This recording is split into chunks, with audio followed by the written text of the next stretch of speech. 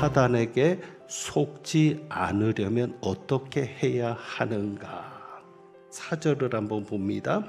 그 중에 이 세상의 신이 바로 사단을 말하는 것이죠.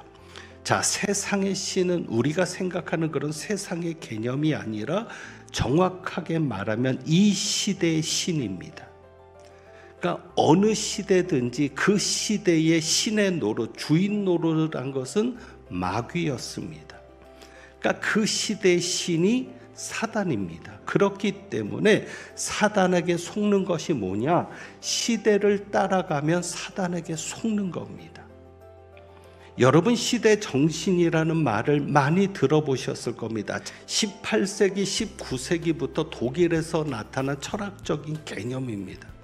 어떤 시대의 경향, 어떤 시대의 풍조, 그것을 담아낸 것이 시대 정신인데, 그래서 4절에 그 중에 이 세상의 신이 믿지 아니하는 자들의 마음을 혼미하게 하여. 어떻게 그 마음을 혼미하게 만듭니까? 시대 정신으로.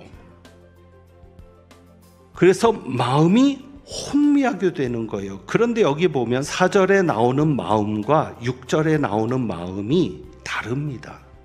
4절에 나오는 마음은 헬라어로 노에마, 하나님의 말씀에 순종하지 않는 마음. 6절에 나오는 마음은 카르디아, 영어로 하면은 하트죠. 그러니까 이것은 어떤 사람의 존재.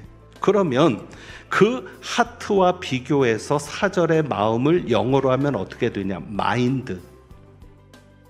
그리고 실제로 여기 혼미하게 된다는 것은 눈을 멀게 했다는 것인데, 마음을 혼미하게 했다는 것은 마음의 눈이 먼 것이죠. 마인드 없이 살게 하는 거예요. 결국 시대를 따라가다 보니까 마음의 눈이 멀어진다. 그러면 도대체 그 시대 정신이 뭘까? 보이는 것에 가치를 두고 사는 게 시대 정신이었던 겁니다. 외모가 중시되는 시대, 학벌이 중요시되는 시대, 회사를 다녀도 대기업이 중시되고, 결국 돈도 뭐예요? 돈이 있어야 폼 잡고 살잖아요.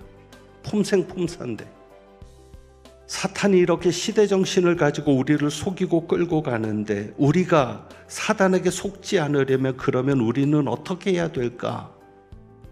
보이지 않는 것에 가치를 두며 살아야 되겠죠. 무엇보다도 보이지 않는 영이신 주님, 그분을 보는 것에 가장 중요한 가치를 여기고 사십시오. 그럴 때 여러분에게는 성령께서 역사하실 겁니다.